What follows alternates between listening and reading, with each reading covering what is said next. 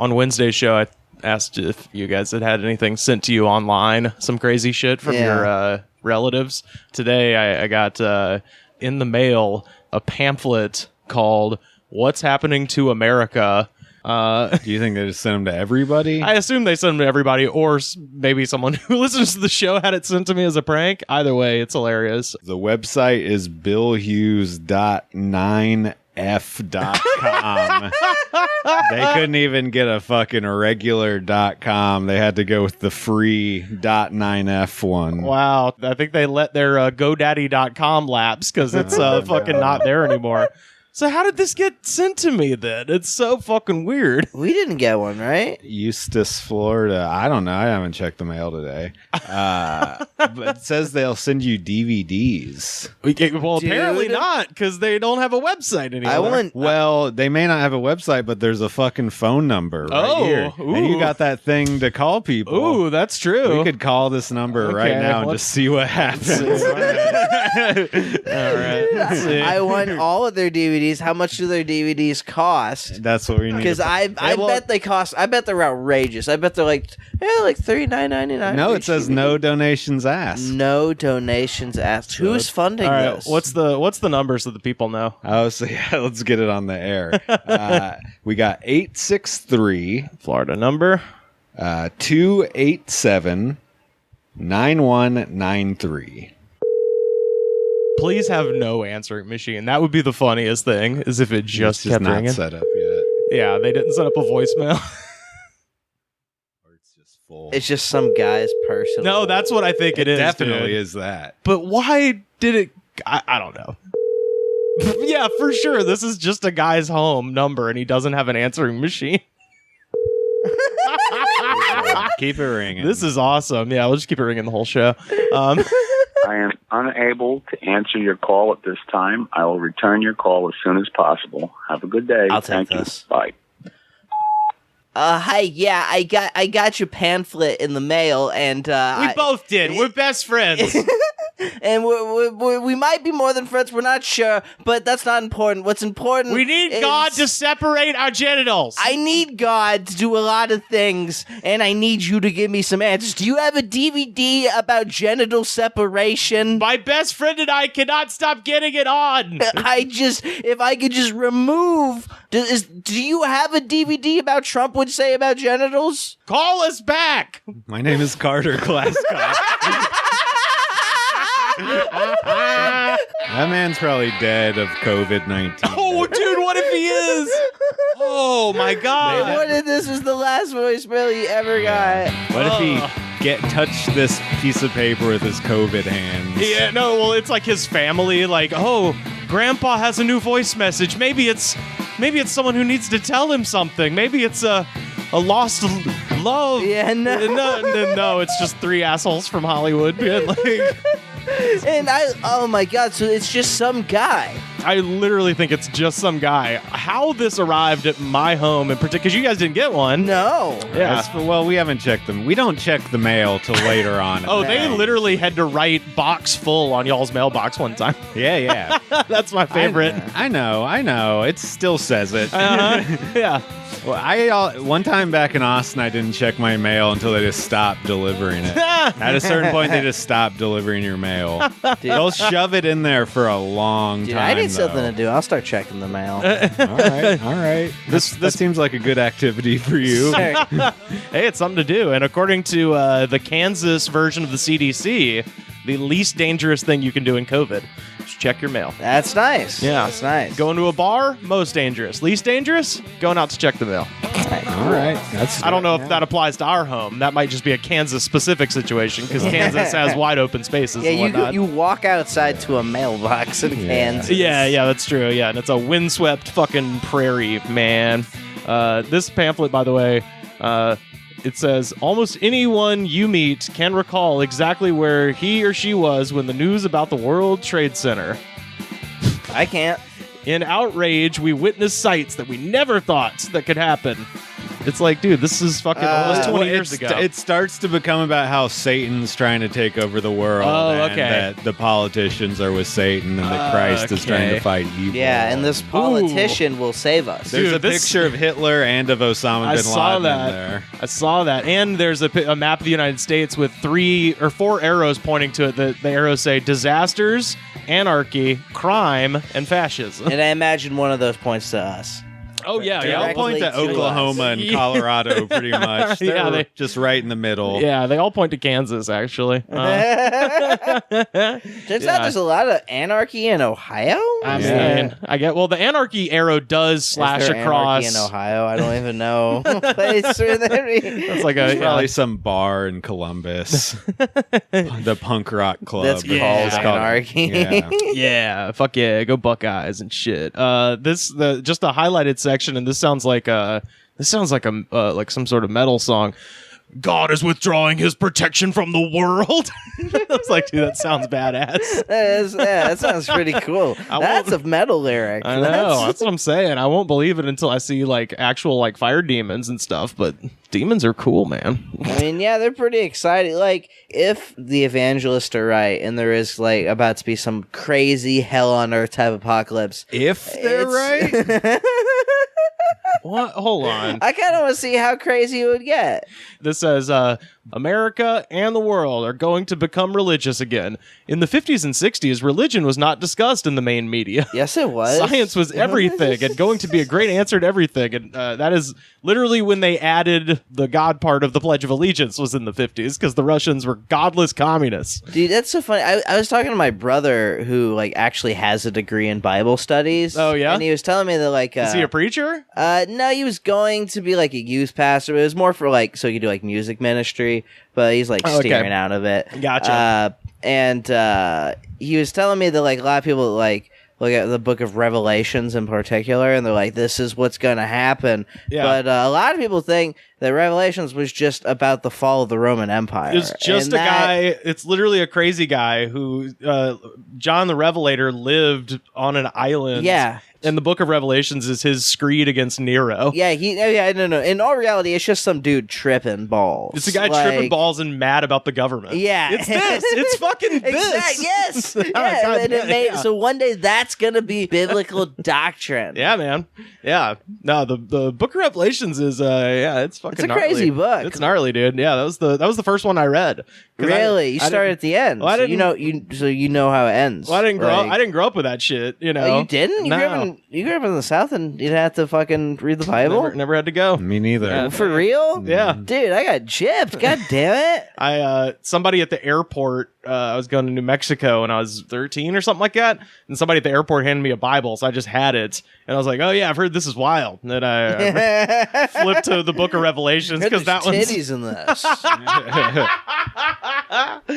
But I was like, I flipped to the Book of Revelations because I thought that was like the most metal one, and it was. It is pretty metal. A lot of the Bible's metal. I've read Oh, the yeah. Bible front to back a couple times. Uh-huh. Because Missouri is very Jesus-y. Uh-huh. And I went to a church called Jesus is the Answer Ministry. Ooh, was it Wesley Willis? Wesley Willis's church? No, they did consider themselves a sister church of Westboro Baptist, though. What? Yeah, I don't know if they even knew or had any affiliation with Westboro Baptist whatsoever. They're just like, these guys fucking rule. They These got guys right. get it. Like- We just, you know what? We just like what y'all are laying down. Which I went to the Westboro Baptist Church, not inside, of course, but just because I was driving. Dude, I'd sit through a sermon. I don't think you can get in there. They assume everybody who goes in there that's a stranger has like a suicide vest or something is going to blow them up. So, shit. yeah, you have to be in the Phelps family, I think, to Man, even like get in the. That's fucking crazy. Because the compound is like completely surrounded by a fence and shit like that. But yeah, I was driving across the country and I was driving through Topeka, speaking of Kansas again. Speak of it. And I was like tooting along and I'm like, what is in Topeka? I was like, okay, Brown versus Board of Education. It's Topeka. What else? Shit. Westboro Baptist Church. So I got off and saw the Brown versus Board little memorial and then drove, and it was like right around the corner. Fucking Westboro Baptist Church. Mm-hmm. And I probably would have stopped and got some barbecue. Yeah, there's a lot of cool stuff Kansas to do City, in Kansas. That's Kansas City. Topeka's got some barbecue too. I'm sure they do. I can't remember the name of the place right now, but I went to some killer barbecue place a long time ago in Kansas. I bet the whole state probably is pretty good. It's fine. Barbecue's the same everywhere. That's like the thing. Texas, where people are like, you got to go to Lubbock, but that's not true. No, barbecue's the same. It's all the fucking same. You put some sauce on some meat. Doesn't matter where you are. What? No, bullshit. If it's done right, you don't need the damn sauce. That's my opinion. Yeah, I'm actually not a super big sauce fan, but I'm also a dumbass who doesn't cook or clean for himself. So don't take my opinion on anything seriously. I'm sure there was other shit to do in Topeka, but that was what I came up with. And yeah, just was like, I got to see it, And it was right when those people bought the house across the street and painted it up with all the pride flags and shit. Yeah. Fucking awesome. But yeah, they have a giant banner that says GodHatesAmerica.org. And I got a picture of me in my Satan is Real t-shirt standing in front of it. Double thumbs. Hell yeah. Dude, God does hate it. I bet he probably does hate America. If God's really probably does hate America, it's like, man, these guys are pieces of shit. And they're always using my name for stuff. All their crazy people keep talking about me. Yeah. Joining us now, friend of the show, friend of life, comedian, filmmaker, our buddy in Birmingham, it's Nick Thomas. What's going on, man? Hey, just being a filmmaker, being a pompous asshole now. Telling everybody that's what I am. I was just like, did Nick tell Rivers to say that? No, I swear to God I didn't, for anybody listening. Got notes. Hey, I'll do the podcast, but they gotta know. Yeah. I would never. Not to Rivers anyway. I'm trying to I'm trying to advertise that Nick got drunk and got a cop uniform and then started making hilarious videos with it. So I want to set that up properly. No, I'm gonna do like every comic does. When you say something I'm glad to hear, I shit on you for it, and then act like I don't like it. Isn't that what all comedians do, basically? We can't do it in real life, and we have to do it on Zoom podcast. Yeah. I mean, comedy's over anyway, along with the fucking world after this year. Yeah, man. Well, I will say some signs of life are returning to my beloved home state. Today it was announced the Alabama Department of Public Health now says that buffets can reopen across the state. Oh, good. So the worst people will die now. That's good. Besides, I love buffets, but fuck, the majority of people that eat at them. And I wanted to say, whoever wrote this, man, just a damn poet. This next sentence. Buffet warmer lights were allowed to come back on at 5 p.m. on Monday. That's fucking beautiful, man. That's a late start. The salmon are returning to their breeding grounds. I prefer a lunch buffet. Yeah, you usually get a better deal. It's weird, like the way he wrote it. It's so descriptive. You can almost smell the bleach, like that you immediately smell when you walk into a buffet. So. The Department of Health said restaurants have to make sure at least one employee's duties include maintaining 6 feet distance amongst customers using the buffet. And the restaurants also have to provide hand sanitizer and encourage customers to apply it before they head to the bar to fill their plates. There's people getting suplexed through buffets once this starts. That'll last a week before there's fights. Like, you're gonna see a lot of fucking TikTok fights with that. Dude, you get in the way of a fat person and their Golden Corral chicken. It's not fucking happening. Like, give it I'd say a week very liberally. Like, that's not fucking happening even. Have you ever been to fucking Ryan's? I've never seen a buffet where people were 6 feet apart ever. No. How does that work on top of it? Like, how does the 6 feet thing even work? You'll be there like 2 hours. You're already at a human trough. Yeah. Like, You're at right, what point, It already takes you 2 hours to walk inside. I will say, like, I now think this might be right near the bottom of worst jobs in America is buffet attendant in Alabama. Oh God, yeah.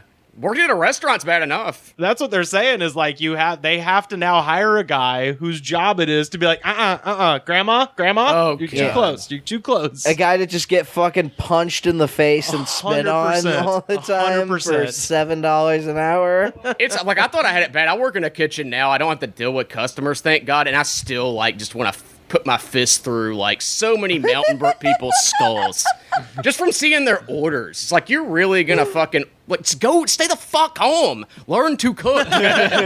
What's the most infuriating thing someone's ordered? Employee meal. Like, people that work there have the fucking worst orders. There's this pompous asshole. I'm not going to say his name, but he's like a fucking theater major. And, I mean, anytime anybody fucking starts any conversation, he's like, well, I got this new role in the children's theater the other. It's like, who gives a fuck about this? Like, shut the fuck up. But he orders, like, it'll be 10 minutes till close, and he just orders, like, macaroni and cheese with avocado and bacon, and just it's fucking sucks. Do you work at Chuck E. Cheese? No, I work at like a decent, like damn near like fine dining restaurant, and like he orders this from there. Like he can have anything he fucking wants, dude. This is what he gets. It would be less infuriating. Wait, so he ordered macaroni and cheese and avocado together, just like in a bowl? And bacon bits. Yeah, it's just slop. Like, yeah, he's a fucking idiot. Yeah, that's... I hate this guy. You can just make that at home. No. Like, that's classic 2 a.m. I don't feel like making anything else food. That's funny he mentions that, because that's even more infuriating. People that actually come in and order, like, grilled cheese. It's Dude, like, yeah. make that at home. Even pre-pandemic, that pissed me off in kitchens. It's right there. We have like really good pasta, like we have fucking like salmon, all kinds of like really good shit you could get. Fuck these people. Yeah. I fucking hate Mountain Brook. Like I mentioned it on here like everybody knows what the fuck that is, but yeah. Well, that's why the buffets are open, because people who live in these areas have the tastes of fucking children. You know that you're probably fucking right about that, actually. Well, people were probably like pushing towards the politicians like, look, we can't stop being fucking fat right now. I don't know how to take in 5,000 calories a day otherwise. What am I supposed to do? Just fucking like buy all this shit myself and shove it in my fucking fat face? Send me another fucking stimulus check and I will, asshole. I was just gonna say it's also curious because I mean, if you kind of mix them together, you know, avocado is neon green, macaroni and cheese is orange. You're still on this. Those are two primary colors. So when you stir them together, that is straight up gonna make doo-doo brown. Like that is what that is gonna look like. Rivers, I've made so many fucking pans of doo-doo brown bullshit for this guy. Then you add like the bacon bits in it. Sometimes there's a bad prep day and somebody fucks that up. So they'll leave the grease in when they shred the bacon bits up. So it's like, it looks like diarrhea already. So I make sure he gets that too. Like, and just, he still keeps fucking ordering it. I'll never fuck with anybody's food, like spit in it or something, but like, I'll half-ass it all the fucking time. Fuck that. You're just like, I'm not going to put the right amount of salt in this. And Yeah. they're No, yeah, just it's going like to have that. to live with it. They'll fucking Just fuck it up in the most okay way possible, where it's like, this is fucked, but I can't complain. Right. Dude, that's funny. Like, there was this dude that used to I worked at Burger King in high school, and there was this dude that thought he was so cool for doing this. He was like, I don't really fuck with people's food, but, like, I'll get the ketchup bottle and write, like, fuck you and ketchup on the bun. It's like, they're not gonna That see guy's that. the coolest guy. I bet that guy's doing really well in life. He probably he has to be doing better than me. It's not a very high bar. And by the way, for people listening who don't know about Mountain Brook is just, this will tell you everything you need to know. When Michael Jordan played for the Birmingham Barons, he got his house in Mountain Brook. Okay. It's that And he was the only black guy there, so yeah, that sums it up completely. That was implied. Yeah. Before or since? So Oh, absolutely. No one. No, Yeah. dude, I think, it's only white people that work with me. It's like, Right. What is this place? I could not fucking imagine. It's like a Twilight Zone, man. You don't realize it till you see it. Like, it's fucking weird. what is the what's the best buffet? Like what would you risk life and limb to go to? Well, what buffets do you guys have out there? I mean, top notch, my friend, top notch. There's some good shit, man. There's some good, like, you gotta. It's not chain buffets. It's like Sizzler or something like that. But we got one called Lisa's Kitchen in Gardendale, Alabama.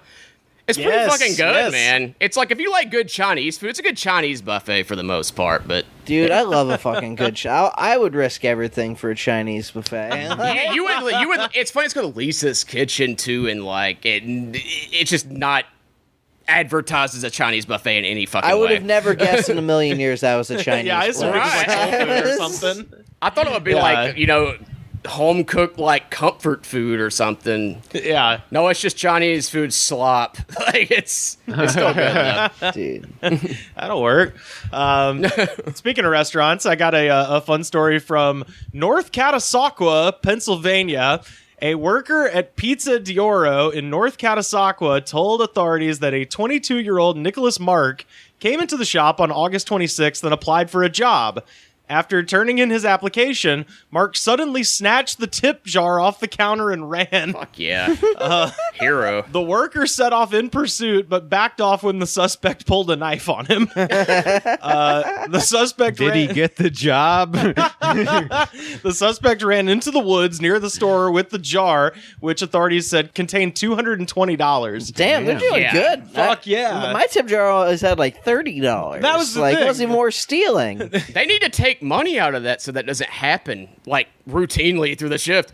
But also like that guy needs that more than them. I would have been like, you can have that if you're going to try to kill me over that. Well, that's the thing, man. If someone grabs the register, I'm not chasing after you. But if you grab my tip jar, fucking, I will come after you. Nah, that happened at Jersey Mike's once. I just let it happen. Wait, really? There's like $5 in it. I was shitty at it as being a cashier, and I did Still, not. it's like you're gonna get stabbed over a $50 tip share at best. Exactly. Yeah, you're sharing it with 19 other employees. And depending on where you work, the fucking owner's gonna take some of that still because he's an asshole, greedy prick. Like the real fuckheads are the ones who franchise a chain restaurant and they started as like a manager or whatever, and then they franchise their own place. Those are the real pieces of shit. Yeah, every single time. Exactly, because it's like they haven't built something from nothing. They just kind of like happened into a McDonald's, however they fucking found that out. They're like safety patrol kids and like the grown-up version of like safety patrol kids that like, who the fuck wants to be a cop in 6th grade, much less safety patrol? You're an elementary school cop when you do that. Dude, you got drafted into safety patrol when I was in 4th grade. Everybody had to. Really? Yeah, dude, they made everybody be a fucking, but it wasn't like hall monitor shit. It was literally, they were just putting children in the road with stop signs to like flag down traffic. Man. You had to at least have like a A-B honor roll average, I think, to do it. And like then you would also have to agree to do it where I went to school. But it's funny, it's like, no, kid with the fucking dirt all over his fucking face. That come in go early. stand in the fucking Hey, you in the trench coat. You're in charge tomorrow, all right, buddy? Keep us safe. The funniest assignment I got for it was next to Dean Road Elementary where I went, there was a very small bridge that crossed over a creek that was approximately 5 inches deep. And they put me on bridge. Like I was literally a bridge troll for a morning. I had to stand there and make sure the little kids didn't like, I guess, fall in the creek or something. Like they were like, oh, just go stand by the bridge. I'm assuming it's because I was, knowing myself, I was probably completely worthless at any other capacity. They were just like, fucking put them on bridge duty. That's what we do. I literally stood there while the kids walked over the bridge and was like, all right, hey, welcome to school. Don't let them be belly down in the creek. Don't let them drown in 5 inches of water. Oh, you said 5 inches. I thought you said 5 feet. I was like, they just drowned if they fell in that for sure. Dude, 5 feet would kind of make sense, but it was like a creek. It was the creek in Robin Hood Men in Tights. So Dave Chappelle. This ain't exactly the Mississippi. It was that creek, like exactly like that. Oh man. The rest of the story, by the way, this guy left the backpack inside the restaurant. It contained multiple items bearing his name, as well as some weed paraphernalia. And also, since he had applied for the job, the staff also had his real name, address, and phone number. He applied for the job. Oh my god. God. He really applied for he didn't write a fake name down. He fucking applied for the job and then just saw an opportunity. I can that. see that scheme if you put a fake name in, put fake information. Right. It's just like, or halfway through the application. Or just don't apply. Just grab the jar and run. Don't leave a personal item. Did they find the application in his bag? Is what you said. They found the application like filled out in his bag with all his info on it, right? No, he turned in the application. He left his bag at the restaurant, so they had the application that they could then cross-reference with some shit that was in his bag that had his name on it. So it was like, oh, he actually left his real name. That's even better because I guarantee this is what happened. They were just like, looked at him and were like, no, you can't have this job. And he was like, well, fuck you, and took the tip jar and then threatened to kill somebody over it. Yeah. That has to be what That's happened. the most likely. Yeah. Or when he was handing it in, he just saw how much money was in the tip jar and was like, well, fuck this job. That's what I That's more think. than I'm That's what I making a think happened. fucking 2-week fucking salary here, man.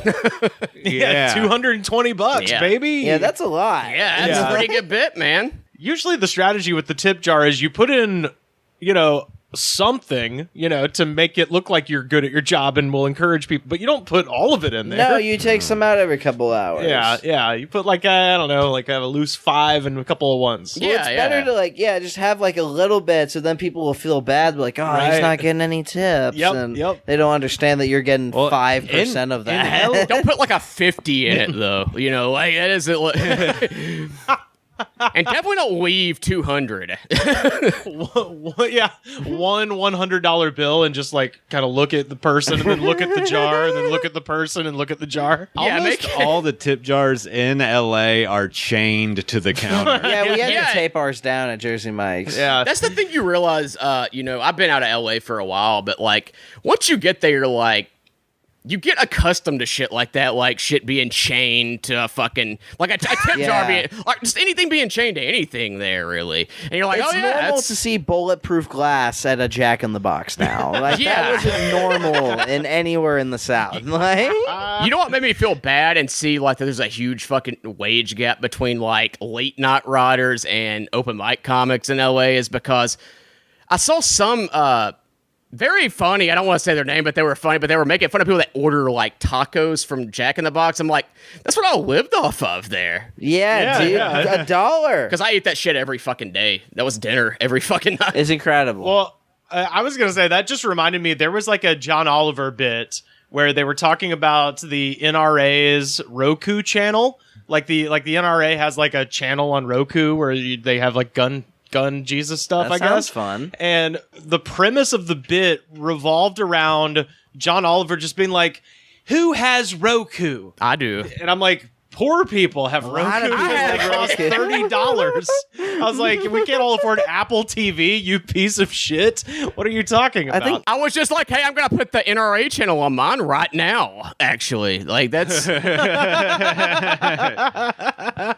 Yeah, you'll catch nuggets like that with, like, Colbert and stuff now. It's like, what happened to you? Oh, man. yeah, it used to be cool, man. I'm telling you. Yeah, he was... Dude, I remember he was, like, the one dude that could always keep a straight face, stay in fucking character, and never, like, break character. It's so weird seeing him host a late night show now to me. It's like, it's not... That's not the Stephen Colbert I remember. Right. No, it went from like one of the best satire shows ever to just like generic Trump stupid, right? All right. His whole thing was like he would fuck with actual shitty people and not even fucking crack up.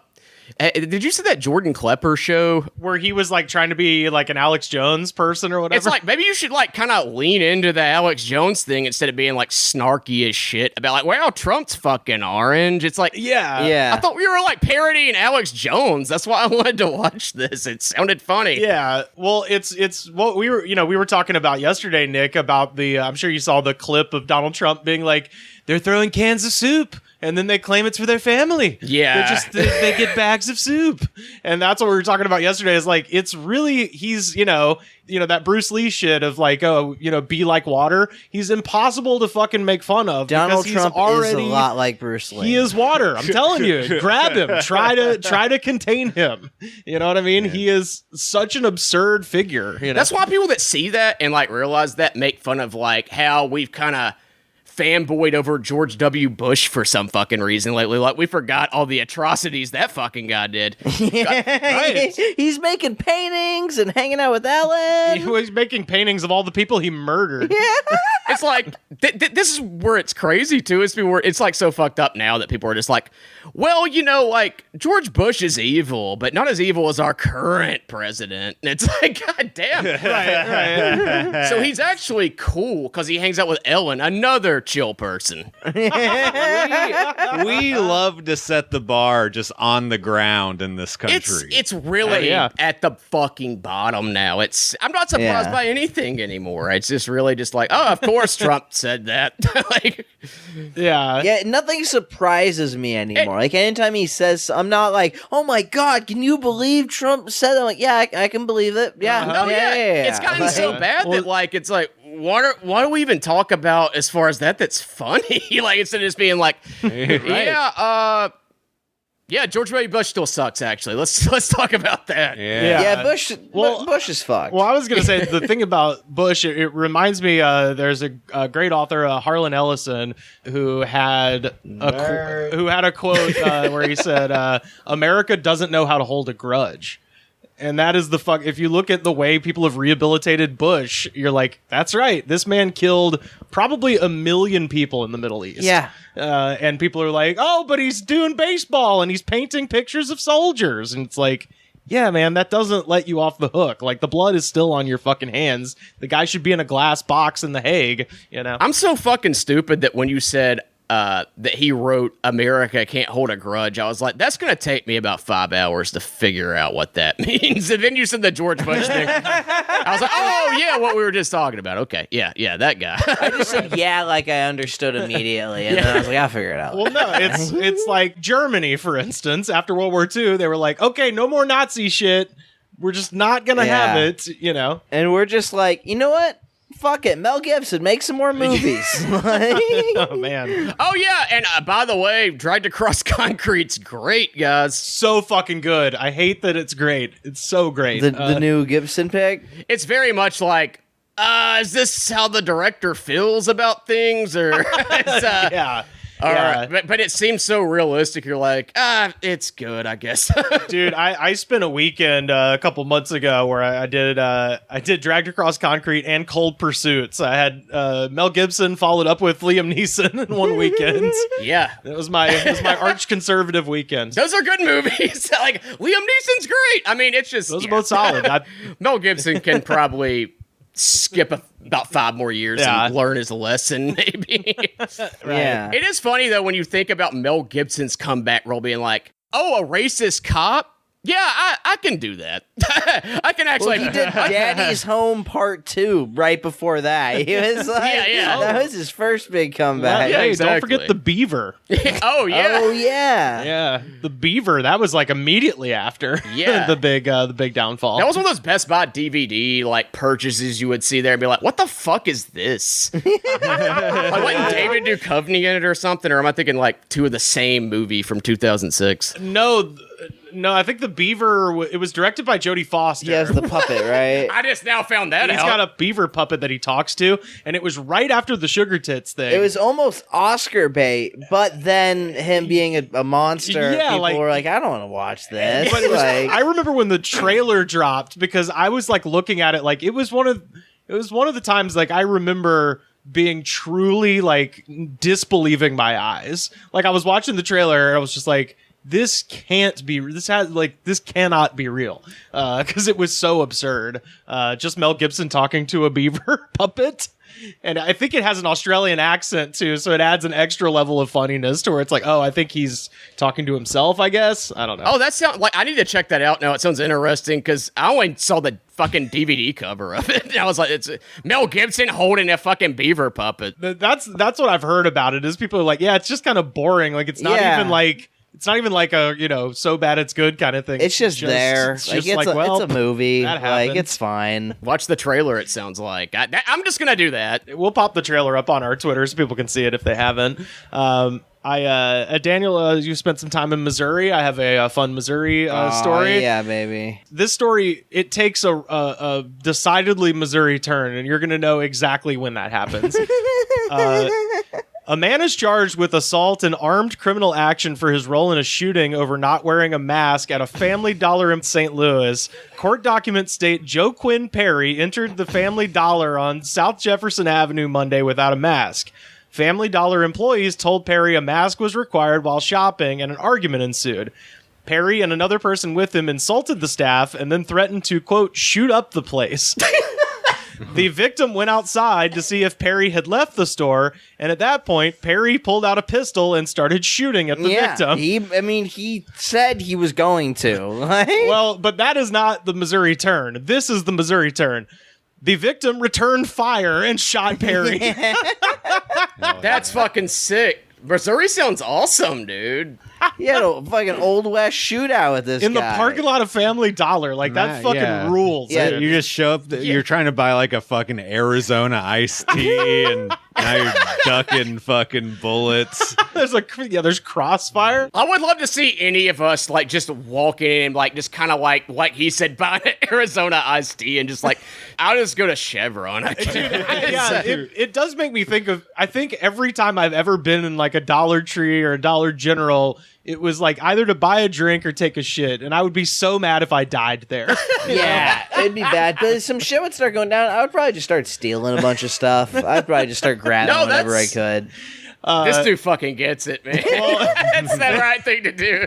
That's the right thing to do from Dollar General for sure. I mean, I would do that anyways. It sounds like I'm being sarcastic because it's called Dollar General, but I seriously don't give a fuck about that place. Nick, this is Family Dollar. Show some respect, please. Yeah, it's a little different. It's more or less the same, but it's a little different. How dare you then? Family Dollar held out for a long time with the kayfabe of actually everything being a dollar. Mm-hmm. Dollar General gave up on that shit years ago. Yeah, no, Dollar General, nothing is a dollar. Dollar Tree still does it. Here's the thing I was going to say is Dollar Tree, like, who the fuck would buy literally anything there? There's not anything in there I would want. Oh. It's like, do I need, like, construction paper for a third grade fucking project? Well, no, Nick. When you're 15, you go in there and buy douches for your friend's birthday. Well, that is how they stay in business, I guess. They have dollar douches. We would just buy them, and your friend would have a birthday, and you'd wrap it up, so you could, like the song, wrapped up like a douche. How funny would it be if Dollar Tree's like whole reason for still being open is like people jokingly buying shit as gag gifts from there. Like that's their whole fucking man, I got a vinegar douche and I also got a 7-year-old Snickers. And I'm not gonna wear a mask and I'm gonna shoot this fucking place up. Dude, we would just buy 20 cans of dollar whipped cream and huff it. My man. Yeah, why not? If only I could be me currently still. I was gonna say 15, but I would probably just do that. Yeah, I've thought about it in the past, but you get too old to huff things at a certain point. Yeah, once you wreck 3 cars and kill a truck driver. The last sentence of this is very funny, too. Police found Joc'Quinn Perry about 3 blocks away. Perry allegedly told police that he had been shot in a drive-by. St. Louis is fucking dangerous and scary. Dude, I'm telling you. I love that, though. Like, he fucking pulled out a gun, fucking motherfucker Raylan Givens to him in the parking lot, and then he got away like 3 blocks, and then the cops are like, "What's up?" And he's like, "Oh, it wasn't me. I was just in an unrelated drive-by shooting." But I could believe it, right, though. that's what I was gonna could say. believe that there was actually he got shot, then also a drive-by happened on Jefferson Street in St. Louis. Are you familiar with the area? Do you know that? If I remember correctly, I haven't been to Missouri in quite some time, but if I remember correctly, Jefferson Street's a rougher street. Okay, I could be wrong. I do like this about Missouri. I do respect this about Missouri more than Alabama is that if somebody like pulls a gun on you like in Missouri at like a Dollar Tree or Family Dollar, some like white redneck dude here would just be like, he would pussy out probably, but they're apparently just like, no, I'm actually gonna fucking. Oh no, shoot. they'll shoot each other. They will. We're still cowboys here, I guess. Yeah, dude. They will go for it. There is no law in Missouri. Like there's one cop per city. They're not gonna get to you. It doesn't really say in the article, so I'm not exactly clear, but it kind of sounds like the guy who shot back at him was an employee. Like, I hope he was. That's yeah. what it sounded like. but that rules though. Most shop owners Just have like- guns. You're like going into the damn Family Dollar and this guy just has a gun on his hip, like, "Hi, welcome to Family Dollar. Fuck around and find out." I think it could also That honestly should be there. It could also just be like an indication of the neighborhood quality that the guy true. conceal carries Yeah. at Family Dollar. Yeah, Oh that's yeah. true. Well, I mean, that could be Warrior, Alabama here. Like, nobody gives a shit here. Like, Oh man, I'm gonna make that. I want to make that shirt. That's my merch. Yeah. Family Dollar. Fuck around and find out. That's pretty good. This isn't really even a story so much. It's just one of the most apocalyptic headlines I've ever read. So this is just a headline from Bay News 9 in Tampa. What will active shooter drills look like in school amid COVID-19 pandemic? oh man, this is. I'm not even trying to make a hacky joke. It's like that does sound like a fucking Clickhole or Onion article. Yeah, Like no, you can't- local news. This is how fucked we are now too. That joke's even like. That's hack. We're past fuck now. Find a new way to make fun of school shootings during the time of COVID. Right. Well, Because we have millions of other people dying right now for COVID instead of getting shot at school. It'd be funny if all the kids started wearing masks that were just targets, and then so you can still do it. Yeah, You can it's still- doable. They did share a PowerPoint slide from the presentation where they're saying the school shooter evacuation drills will have social distancing and a rotating schedule to limit participation. Shooter drills will be on different days or different times of the day. Each classroom drills individually. Lockdown drills involve one student at a time. So that's what they're doing now. For their Man. school shooting drills. Just let them get shot. It'd be funny if COVID happened in like the early 2000s, late 90s, and they had to do that same thing. It'd be like, anybody with a Slipknot shirt is not welcome to the meeting. Like, if you're wearing a studded belt, you can't come in. If you were at Woodstock 99, not allowed. I should be anywhere, though.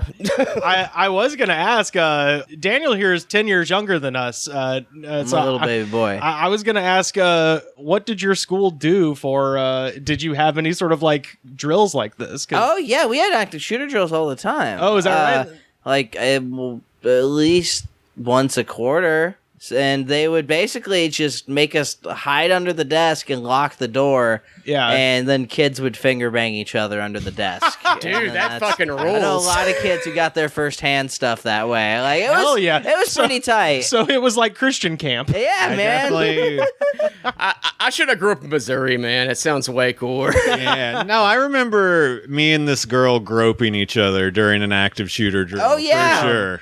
We didn't have them. Like Really? the only time that they did anything like that was whatever the next school day after Columbine was. We had an assembly where the plan they came up with was, and they said as much. They were like, okay, so if there's a shooter on campus, here's what we're gonna do. Someone is gonna get on the intercom and make an announcement, and they're gonna say, whoever has the red badge of courage, please return it to the library. That was the code for a kid is shooting up the school, which That makes it sound like they're asking a kid to sacrifice themselves. Oh, no, but Like, it's funny 'cause- whoever has the courage. well, it's funny because I was like, yeah, but theoretically the kid shooting up the school is in this assembly, so they know the secret code now. That's Also, so the kid funny. shooting up the school already knows he's shooting up the school. That's not They're not gonna like be like, He's not gonna be like, I'm gonna let them figure that library on to me. situation out first. I've got Imagine being that stupid. That's crazy that you were in school and Columbine happened. Yeah, man. It was I was in 8th grade when that shit happened. Literally, the only thing I remember about the 90s was the release of an extremely goofy movie. Not even a goofy movie. Yeah, just an extremely goofy movie. Maybe Pokemon 2000. Ooh, yeah. That was a good movie. Came out in 99, though, which is kind of confusing. Mm-hmm. Well, it was in anticipation, Dre dropped Chronic 2001 in 99. He did. yeah, He did. but that's because Suge Knight bought the rights to Chronic 2000. That's true. And there is a Chronic 2, and it's just a bunch of because Death Row became bad after Dr. Dre left. After all the talented After people. all the good artists, so just all the shittiest rappers dissing and they Dr. had their Dre. best rapper murdered. Yeah. Tends to happen when you Yeah. kill your best rapper. I've got this is a story from Tucson, Arizona. When Pima County Constable Oscar Vasquez arrived to serve a legal notice to Sue Carpenter on January 30th at her home west of Tucson, he climbed out of the car, walked over to her neighbor's travel trailer, unzipped his pants, and took a piss. A performance that was captured on a security cam. Vasquez then walked up to her neighbor's door and tried to serve the papers to the neighbor. When the neighbor told Vasquez that Carpenter lived next door, he first insisted that his GPS was telling him that he had the right house. And when the neighbor finally convinced Vasquez that he needed to go next door, he also warned Vasquez that Carpenter had dogs, to which he responded that he was armed with a taser. He then drove next door, but Carpenter wasn't home, so he drove his truck across her front yard, leaving behind a rut of visible tire tracks. He did it without murdering anybody. That's true. Yeah, that's pretty good. Yeah, that's as best case scenario goes. That sounds great. If you're a cop that has that much fucking restraint. If that was the problem with police in America, was just public urination, we'd be in a better spot. Yeah. I think we're gonna be okay if we stay on this trajectory. This reminds me of the time me and my friends tried to go to a strip club, and then my friends were shit-faced and had to take a piss behind the building before we could get in. And then when we tried to get in, they wouldn't let us in because they saw them pissing on CCTV. And they knew how shit-faced Yeah, I was we gonna were. say, strip clubs are like casinos. They just have a guy that just watches monitors and Yeah. shit. Yeah. Yeah. I had a similar situation at a Little Caesars in Denton, Texas. Well, do tell. I mean, just literally that. I peed outside of it, and then they're like, no, you can't come in. Wow. Because I was drunk and 17 and just sure. pissed in front of the Little Caesars. In front. Hey man, Fuck yeah, dude. we just met, but I totally get why Rivers and Sam hang out with you now. You're a great third mic. You're what Kyle Clark thinks I am, apparently. Which I should show you a script he sent me based on me as the main character. And it was like, it's very good, but I was like, Kyle, man, what do you think of me, man? Do you think I'm a homeless person? Which sounds bad because of what I just said about you now, but Yeah, I was about to say, wait. But people, all the time, though, people will do the same. They'll be like, yeah, man, I was eating this fucking shitty thing at 7-Eleven and I thought of you. And I'm just like, what do you think I am? well, see, that's what I get that same shit, and it's like, I've done some shitty things, but it's not like I walk around the streets every day with dirt all over me doing it. It's like these are they have a space of 3 years or so in between them. Yeah, I've been steadily employed long enough. Yeah. Right, that's all that matters, right? Yeah, absolutely. Yeah. As long as you know, That you're sounded holding it down. sarcastic too, but I'm being serious. No, seriously, in my opinion, as long as you pay your rent, any fuck ups you have, it's like just quirky life aspects. Absolutely. Like, For real, dude. That took the words out of my fucking mouth.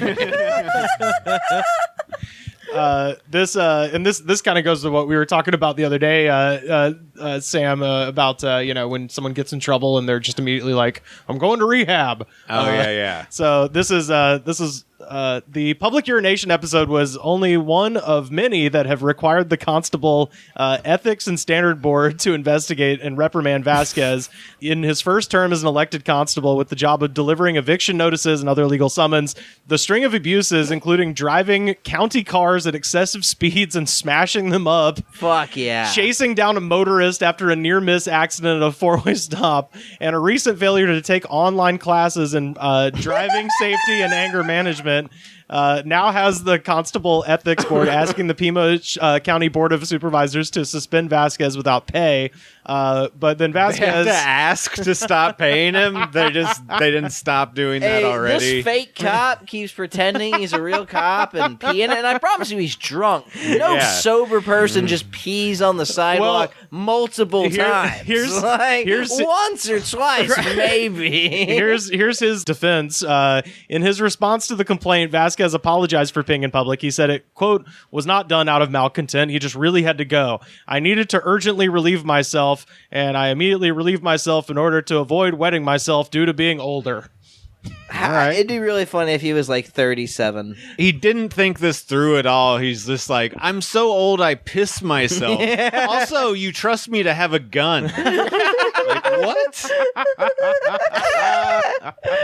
There's the fucking headline. Like, why is this guy on the payroll, period? Like, don't give him a gun, especially. That means there are some police officers who do pee themselves. Oh, absolutely. I mean, it's like the L.A. like cop racist gangs. They have tattoos of all the cops that piss themselves too. It's like a secret society. Yeah, they have a yellow teardrop tattoo. No, it's like it's Calvin pissing on a Ford logo. Yes, dude. It's just Calvin pissing. He's not pissing on anything. It's just him pissing. In that case, though, there's a lot of those guys here. My favorite was at one of those holy fuck shows that we went to together, Nick. I believe it was Alan Strickland Williams had a PowerPoint presentation of new merch ideas, and one of them was he's like, "Oh, and this one is confusing." It was a picture of Calvin pissing on a picture of Hitler that was crossed out. And he's like, "This one is confusing. It's Calvin pissing on not Hitler." That dude's funny. Fucking incredible. No, I remember that. Like, I actually thought about that when I said the Calvin pissing thing. Is that dude's bit about it? Yeah, I'm still with Pat's idea that should be the flag of the state flag of Florida. It's just Calvin pissing on stuff. Well, the last story I have here comes from the Florida of Australia, Gold Coast, Australia, and this is.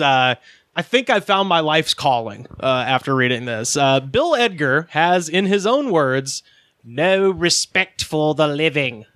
Instead, his loyalty is to the newly departed clients who hire him to be what is known as a coffin confessor. What? And he carries out people's wishes from beyond the grave. Oh, shit. Mr. Edgar runs a business in which, for $10,000 Australian, he is engaged by people knocking on death's door to go to their funerals after they die and reveal the secrets that they want their loved ones to know. Dude, Ooh. I want that job. So he's Michael J. Fox from The Frighteners. Isn't that what he did in that movie, like, to an extent? Yeah, I think so. This is his quote. "They've got to have a voice, and I lend my voice for them," Mr. Edgar said. This guy is a Gold Coast private investigator, and he said that the idea for his graveside hustle came when he was working for a terminally ill man. "We got on the topic of dying and death, and he said that he'd like to do something," Mr. Edgar said. "I said, well, I could always crash your funeral for you." And a week later, the man was dead, and he indeed took up the offer, and he crashed his funeral. Dude. And a business was born. That doesn't sound like bullshit at all. In 2 years, Mr. Edgar has crashed 22 funerals and graveside events, spilling the tightly held secrets of his clients who pay a flat fee of $10,000 for his service. That's $200,000. Where's this Vince Vaughn and Owen Wilson movie? This fucking rules. Well, Fucking- they're making a movie, apparently. That's like the last part of this is like they've already optioned his story, and I'm like, fuck me. This sounds great. I could do this. This guy has the easiest job in the world. I don't want it to be a biopic. I want it to be a fucking like parrot. Like I want Owen Wilson and Vince Vaughn to be back, and they're like, "No, we're doing this." I actually blend in with the mourners, he said. I sit with the family and friends. I sit in the middle with everybody. Waiting. In the case of his very first client, Edgar said that he was instructed to interrupt the man's best friend when he was delivering the eulogy. Quote, I was to tell the best mate to sit down and shut up, he said. He knew that his best mate had been trying to have an affair with his wife.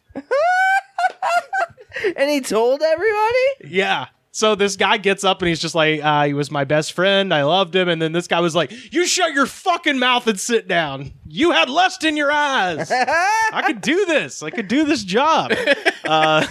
Mr. Edgar says that he carries out his contracted duties firmly, but with respect. Quote, I also had to ask 3 mourners to stand up and to please leave the funeral. Oh, of course, it's always with respect. You hustle funerals only out of respect. Like whenever you do it, like that's you hustle grieving people like just because you respect them. He's not some type of asshole. Like He says he had to ask these people to leave the funeral, and if they didn't, I was to escort them out. My client did not want them at his funeral, and he said it is his funeral, and he wants to leave how he wanted to leave and not on someone else's terms. So he was just like, if fucking Tommy and Eddie and Sean show up, you tell them to get the fuck out. I hate those guys. I know they're going to come because I know they like them fucking Costco turkey pinwheels, and they are not free and they are not for them. What a... But they're goddamn good, though. Love it, dude. I fucking love this so much. Let's see. Despite the confronting nature of his job, Mr. Edgar said, once you get the crowd on your side, you're pretty right, because mourners were keen to know what was left unsaid. He said that his most confronting job was telling mourners at a biker's funeral that his client was gay and his lover was in the audience.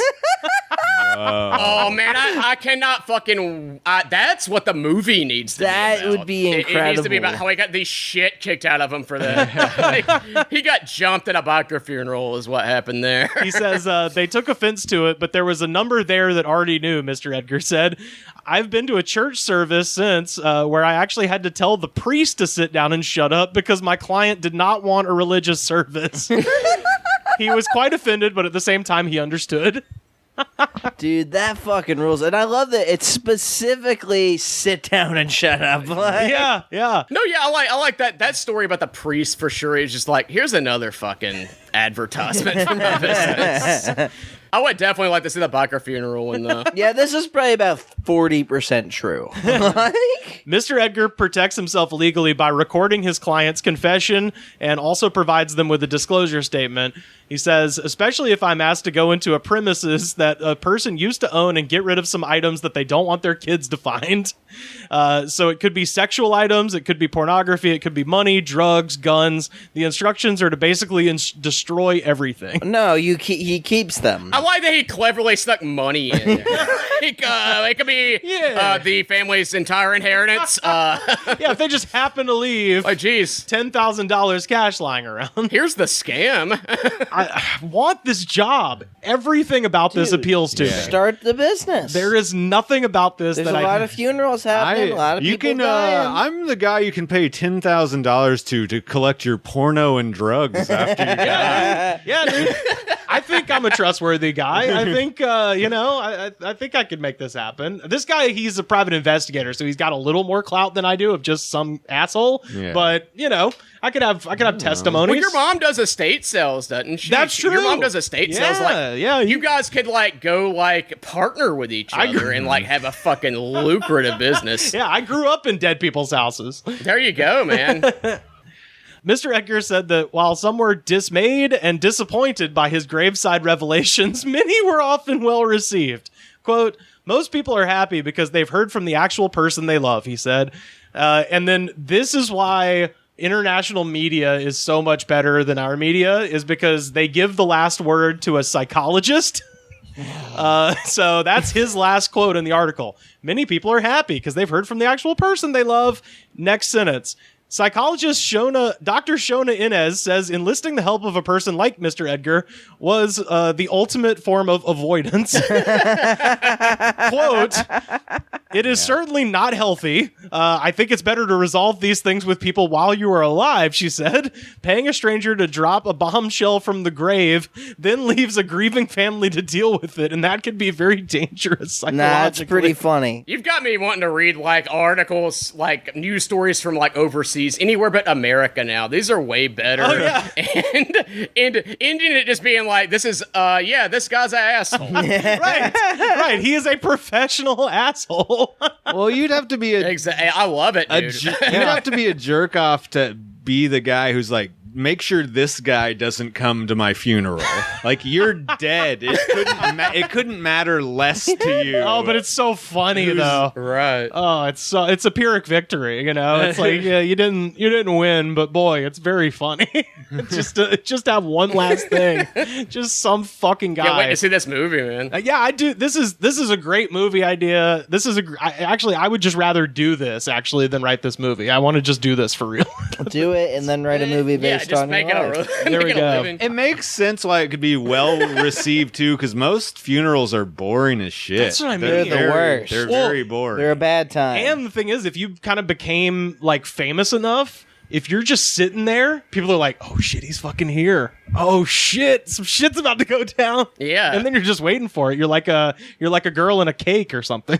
You know? No, yeah, it's like a dude. It's like a make funerals less boring. Yeah, guy. I'm up for anything. A funeral party planner. Or whatever you call it. Make people not cry as much about your not being here anymore.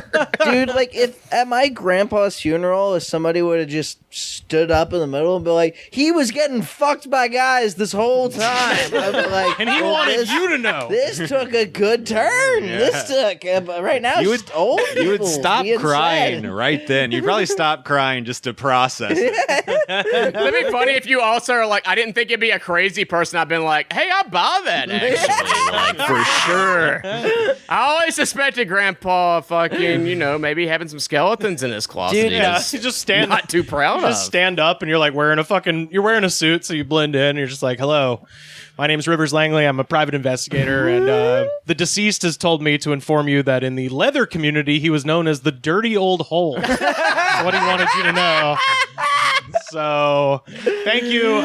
Is it cool if I get some of the cantaloupe before I leave? Can I? The fact that like somebody believes somebody would stand up and be like, yeah, by the way, the person that is dead right now told me these incredible secrets none of you that knew him your entire life fucking knew. And they'd be like, this isn't a crazy person that just wandered in here. Dude, I want you to do that, but for me, and then be like, yeah, Daniel actually thought of The Sopranos. It was his idea. It was his. He was 5 when that show came I was gonna out. say, he was 3 at the time. Genius, preternatural genius. Hey, if I die before you, I'm still in that one. This guy got so much pussy. It was incredible. That was be the funniest one. It's just like, wow, he certainly had a hog on it, didn't he, folks? You're just standing by the casket, and each person that walks up, you're like, man, So sorry for your loss, by the way. He fucked a lot. This guy fucked. He actually ghost wrote a lot of Tyler Perry's stuff. Okay, I'm still in that one. He's not going to take credit for it, but he was definitely in the room when Jay-Z recorded the blueprint. It was Good one. That's the crazy thing I was, though, so remember that. You know that dirty limerick about the man from Nantucket? It was him. He had a cock so long that, in fact, he could and did suck it. Oh, man. Well, are you guys ready for our jam of the day? Dude, Yeah. I'm ready to fucking jam out. I mean, What are we jamming to? well, guys, we're jamming out today to Canada's finest export. I like your pants around your feet. Yeah. This is Figured You Out by Nickelback. This isn't one of their hits. This is a deep cut. No, this is a hit. This is one of their hits. It was after my Nickelback phase. Yeah, this is from the same album as Rockstar, which we covered a couple months ago. Yeah. Yeah, I remember the golden age, because like people are always like Nickelback's the worst band ever. Like, no. Nickelback was the #1 band in America. Everybody in America was down with Nickelback until like. No, yeah, they wrote "How You Remind Me," assholes. Like, we remember that as a banger. That's a great song. This is how you remind me. I can't see him, so like I can just hear him saying that. It's like he's hiding in shame. Well, and Nick, you were telling me that Nickelback was your dad's favorite band, right? Well, I don't want to say favorite band, but he was like he was like OG Nickelback fan before they were popular. And he was obsessed with them. Oh, okay. So he's not a fucking bandwagon rider. Right. No, he's straight up fucking not posing on Nickelback, man. He's not a Nickelback poser. Hell yeah. So, but you are familiar with this tune. I sent it to you and was like, hey, this is what we're covering, just so you're aware of it. You do know this song? Yo, I'm so familiar with it that I was like, you asked me, you said the name of the song, and I was like, no, I don't think so. And I was like, I'll listen to it now. Went and listened. 2 seconds, and I was like, I know this disgusting, fucking perverted atrocity of the song. Well, yeah, let's get down into the comments here for "Figured You Out" by Nickelback. First, we've got Linko Inverse 6. This says this is from 6 years ago. Anybody else here because of that one porn video? Which one? Me, brother. Damn, imagine beating off and just being like, wait, what song is that? I don't think Shazam was out yet. So. The most like widely played fucking like alternative rock band of that time, probably, and be like, yeah, who is this? When you're Nickelback, you fucking know who the fuck that is. It's gonna be the worst person ever. Revere the MC from 3 days ago. Someone told me this song is WAP for dudes. That's I hate that. I don't ever want to meet this fucking Little League T-ball mom. I want to fight this person. She is the Little League T-ball mom that like gets drunk before the game and yells at her kid and the referee or umpire, whatever they fucking call him. And then goes out to the parking lot and just blares wet ass pussy, and their kid is just so embarrassed. And she's like too drunk to drive him home, so your mom has to. Randy Last from 4 years ago. This song is great. It is life in a nutshell. The bottom line, felling you out. The devil. The weak points of life. It is the serpent. Figure it out, gentlemen. Know that he comes first. Don't be fooled. Amen. That's the son of Sam Killer still alive. I had no idea that he was still out there. Right? And that is not the most psychotic thing on this list of comments. That's a serial killer of some kind. Like, it's a manifesto if I ever heard one. Well, wait till you hear this next one. Harry Fassett from 9 years ago. Nickelback is what they put on my dad's 357 semi-snub-nose six-shooter. That would have put a hole so big in you punks that get negative in here with these comments. You would have no worries after that. All the guys that don't like Nickelback must support the Don't Ask, Don't Tell bill from Little Hussein Barack Obama.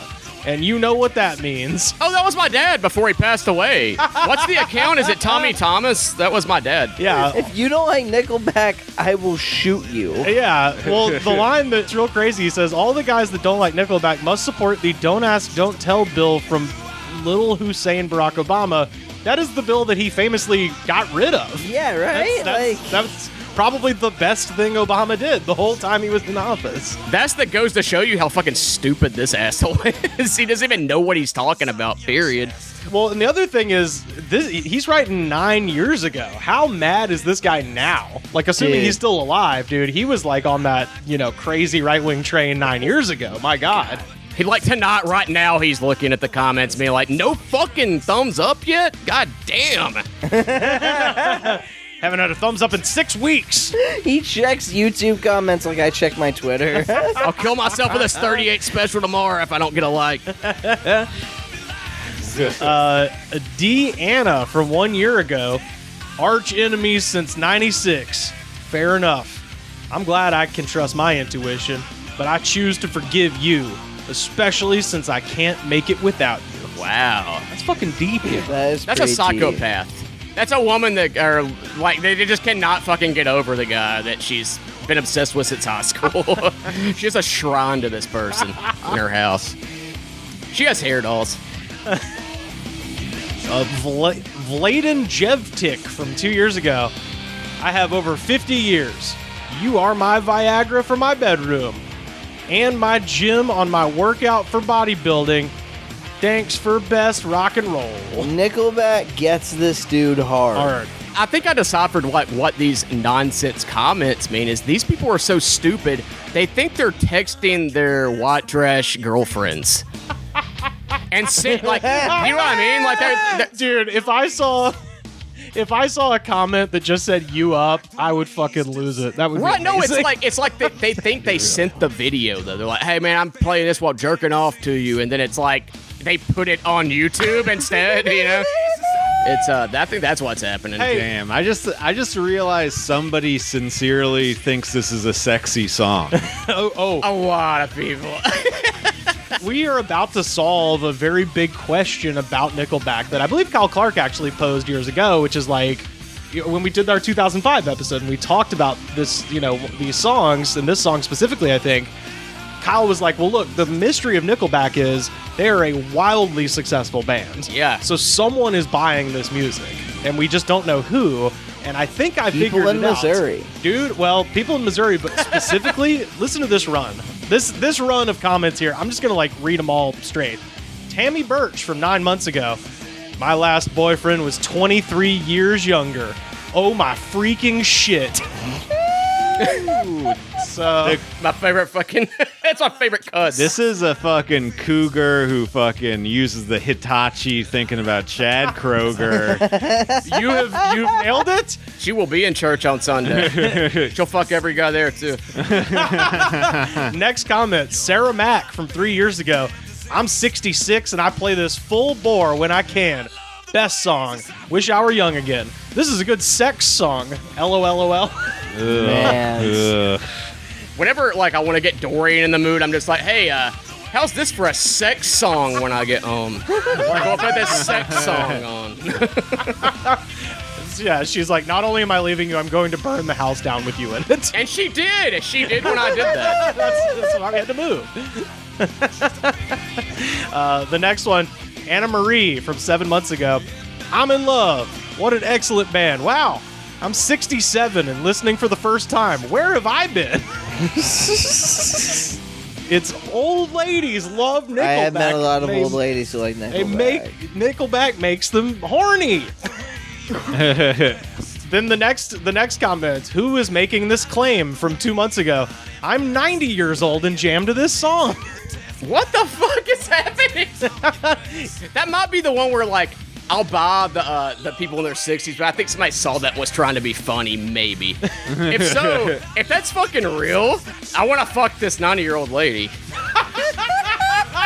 Any woman that, if she got into Nickelback in the and when she was in her 70s, yeah, she's a freak for sure. Hell yeah, dude. Yeah.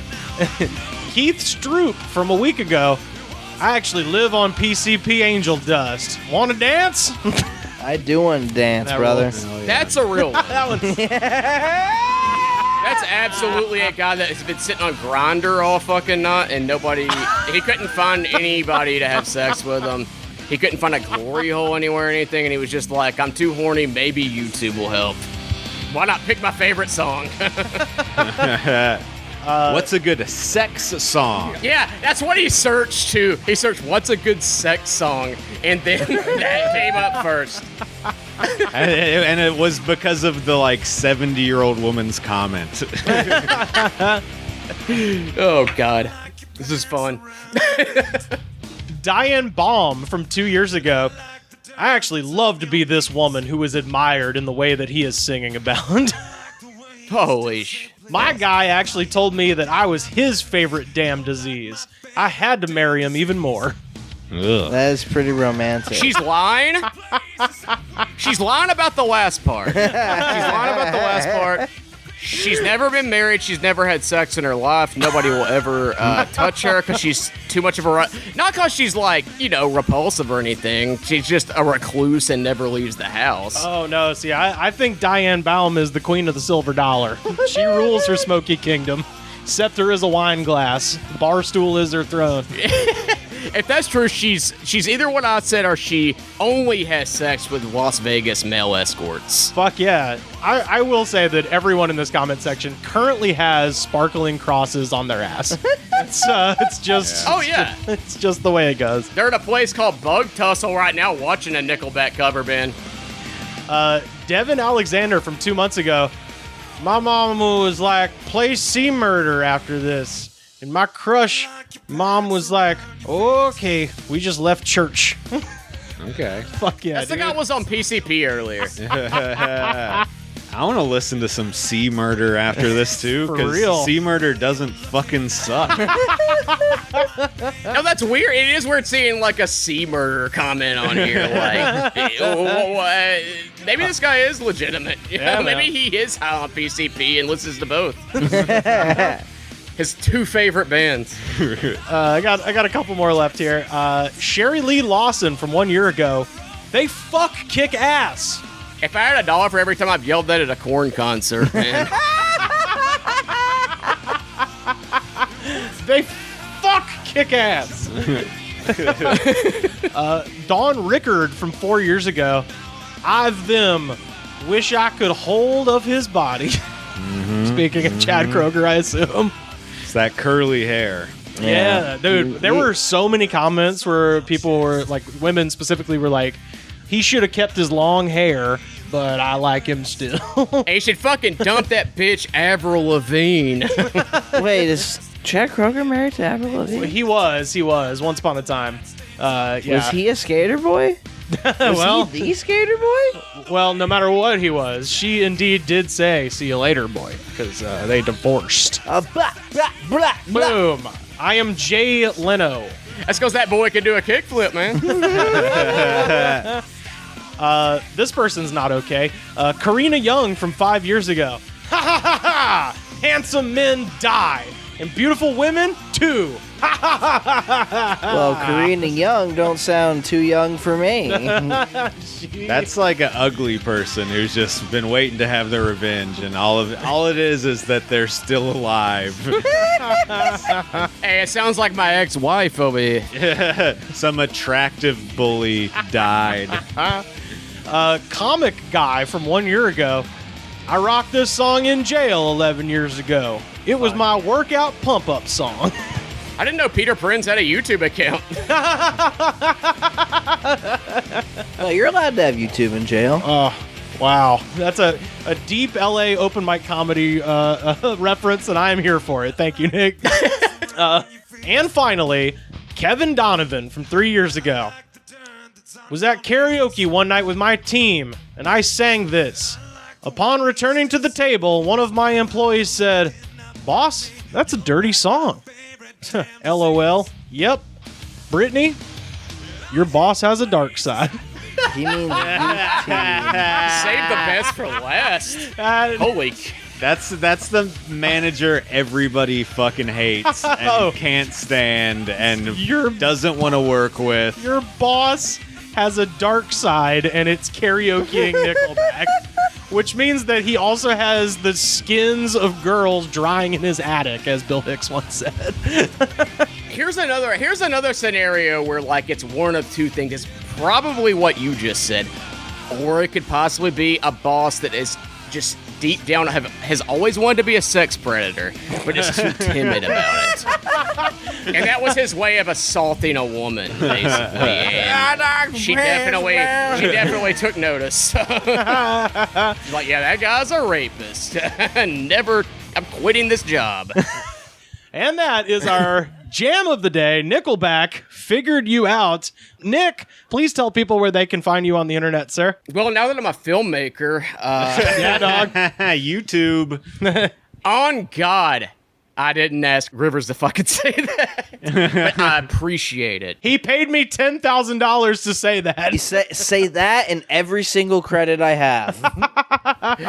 That's such a waste of money. Send it fucking back, man. But anyway, right now, me and my friend Jake actually launched a YouTube channel today called AOD Video Solutions. If you search that, it's the only fucking thing named that. So, all right. AOD Video Solutions. It's not comedy shit, really, but some of it's funny. It's just weird music video type shit. Stuff we kind of try to come up with in the smallest amount of time as we can, basically. Well, and people should absolutely follow you on Twitter at OneDumbBoy to see your hilarious... Nick's Twitter's good. On fire 24/7, and definitely check out the videos of him in the cop outfit. Yeah. Oh yeah. Well, fuck. I guess I should say that. Like, I don't have those on Vimeo. But yeah. Go to. Well, I thought I put them on Vimeo last time when I did this, but I didn't. So yeah. Just search Nick Thomas and then sift through 1 million Nick Thomases, and you'll find mine on YouTube. Or just go to my fucking Twitter and it's on there. Like, it's pinned. So you'll see it. It's the easy way to do it. Daniel, where can people find you online? Hey, you can find me on Twitter at Magden Daniel, and you can listen to my podcast, Reefer Sadness, and you can follow Reefer Sadness on Twitter at I don't fucking remember. Reefer Sad Pod. That's right. God, Rivers is better at plugging my podcast than I am. Dude, same problem. Same fucking problem. Telling you, dude, I'm born to spill secrets and plug shit. And I appreciate it. I appreciate the people who listen. Who either it's a coincidence or your fans have started listening to my show, and that's very nice of them. Hell yeah. And Sam, where can people find you online? Slam Harder at Twitter, and all the other Get ones. his getting pussy shirt. Yeah. Buy one of those shirts. Get the shirt. Buy the He shirt. keeps bringing it up. And make you look skinny on TV. Yeah. And I was of gonna say course, Sam kills it on Twitter too. His shit's fucking hilarious. I got people here that like don't know Sam or like haven't ever talked to him. They're like, who the fuck is that guy? That dude's fucking great. Oh, yeah, dude. awesome. I figured I'd polish your cock for a second, I guess.